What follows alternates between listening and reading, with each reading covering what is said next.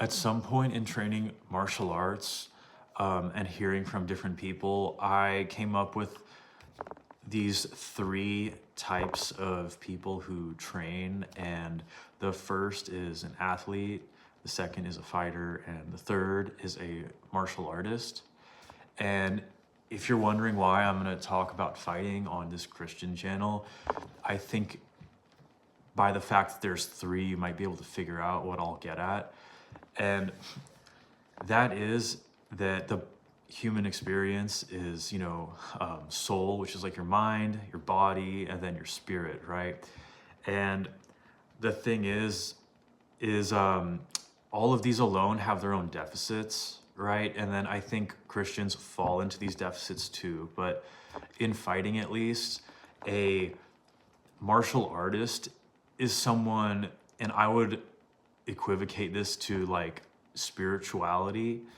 A martial artist is someone who is sort of principled and appreciates the technique and, has philosophy involved or art, in their training. And what it is it's kind of like the finishing touches on trim for like a house, where the thing is like what separates like a great house from like just an average house is the detail work. But if you can't build a house, then you shouldn't be fussing about detail work, right? And this is where athlete and fighter come in. And athlete, and you can alternate these, I think, between soul, which is your mind, and your body, because a lot of fighters are mentally tough, but also they're physical or something. But, being an athlete, you have to be disciplined, which takes mental toughness, but also athletics is about the body. So, but for this sake, I will say that the athlete is like the body, right? And then if you're a fighter, right, you can take a punch. You don't mind hurting someone. You don't mind confrontation, right? So obviously this is really important to have, right?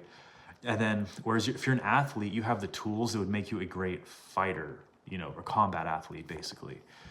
But if you're just someone who's like a fancy athlete, like these NBA players who are a bunch of sissies, like if all you have is talent, but you don't have mental toughness like a fighter, you will never be great, right?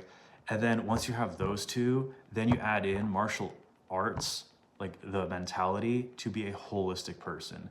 And this kind of translates to how Christians are, where some of them are about books, some of them are about works, some of them are actually about spiritual understanding, but you have to have all three. And then also to be a successful fighter, you have to have all three.